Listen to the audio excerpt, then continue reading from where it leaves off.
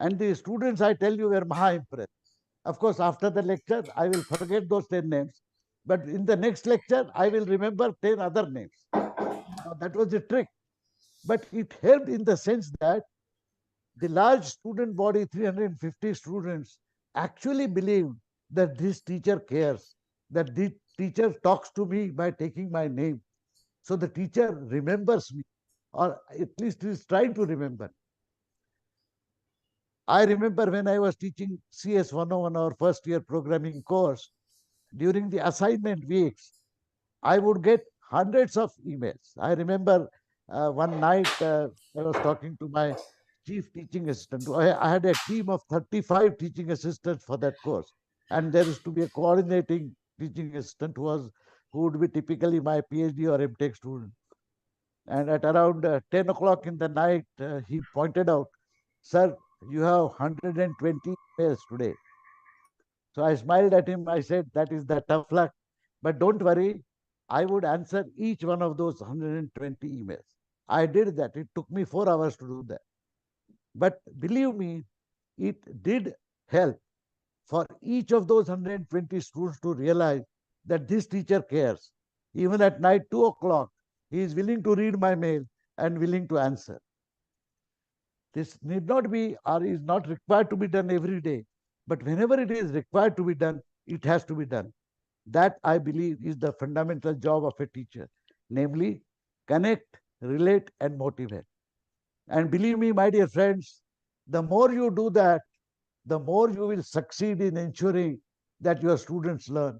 Because our job is not just to teach the average of the class. Average is a statistics. That if there are 100 students in my class, each individual student is a human being. And each individual student in his or her mind and heart is asking you, "Do you care for me, madam? Do you care for me, sir? Do you know my name? Do you know what are my difficulties?"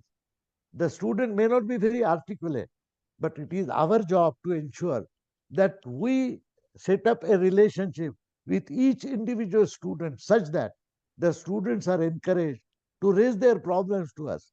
Not only academic problems, any problems. Because student-teacher relationship is such that it is the best of the human relationship. It is like a younger brother or sister, or it's like a son or daughter relationship. So please maintain that relationship. I will tell you, your students will remember you forever. I have had the privilege of having thousands of my students remembering me, hopefully because of this ability to interact, ability to relate, ability to connect. In this context, I would only suggest that please use modern technology which makes it feasible to send emails, receive emails, which makes it feasible for your entire large class to submit online submission. But examine those submissions and interact with the individual behind that submission.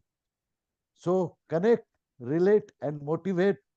That is my humble suggestion to all of you. You are all expert teachers. Of course, you must be doing this on your own, but you might be doing it differently. Just remember, you may have 70, 100 students in a class, but for every student, you are the only teacher available for that subject. And every student looks forward to getting some advice from you, getting some help from you, not collective, but individual. Thank you so much. That's all I will say.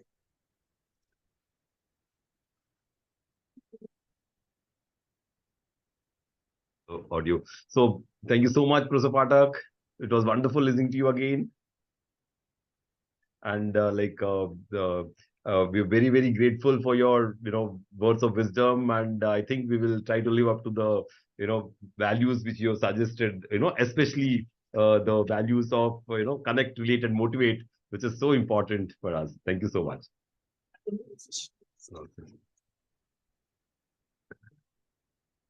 If there is any question or something, I am available for a quick riposte. Otherwise, I take you. Any question from you, Radhika side? Any participants, would you like to ask any questions? So I just want to, I don't know, reciprocate. I would like to reciprocate, if I may be allowed to, Yes, because yes. the space you've created, to connect and relate and motivate.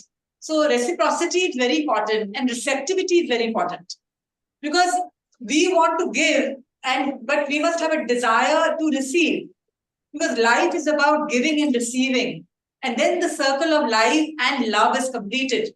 And when, like you said, when knowledge is led by the love of the person who's not the other but वो हमारा अपना है, वो जब अपनापन हमें महसूस होता है, when we feel the student is not somebody there, but like you said very nicely, very intimate relationship of a familial relationship.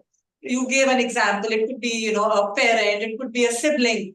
But when we relate with the learners, that these learners are in our lives for a purpose, for their lives and for our lives, and our work as a teacher is to fulfill that purpose, then whatever helps us, जो भी हमें help करता है, वो technology हो, कुछ भी हो, we should be able to harness the tools available as an effective communicator and a human being with a body, mind, and spirit. So I have been introduced to you only yesterday through Professor Chakravarti, but believe me, I have heard about all your students, so many of them, Samir, Chakravarti, who really, really, look up to you as the mentor in their lives. But it's only we have only met online, and I've only seen one video of yours yesterday, but it has made a deep impression on me. So thank you so much, sir. Thank you. I would only like to add one more thing. So far, I spoke about the importance of relationship between a teacher and students. But I would like to extend it by, first of all, observing that even when I am a teacher teaching students, if students learn something, believe me, as a teacher, I also learn a lot. Very true. Particularly, some of the questions which students ask are so uncanny, they force you to think. There are so many occasions when I had to tell my students, this is a good question, I don't know the answer, but I'll study, you also study, and we'll discuss it tomorrow. So learning is a bidirectional process. The teacher effectively learns from all the students whom he or she teaches. In exactly the same fashion, I would like to extend it to say that no matter what is the audience, for example, here I have all colleague teachers, but when 50 teachers assemble at one place during a small break, like over a cup of tea or whatever, there will be umpteen important, useful discussions that will happen, and each participant will benefit. So I am suggesting that learning is always conducive.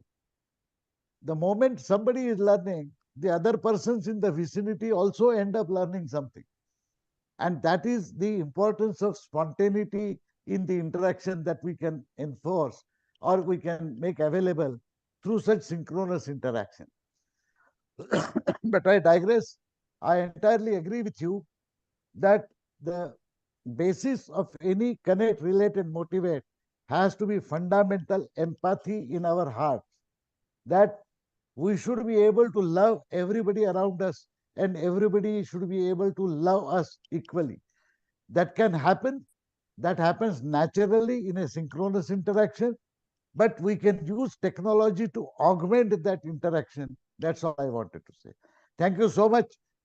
If you don't check me, I'll keep on speaking for hours. That is not a good idea.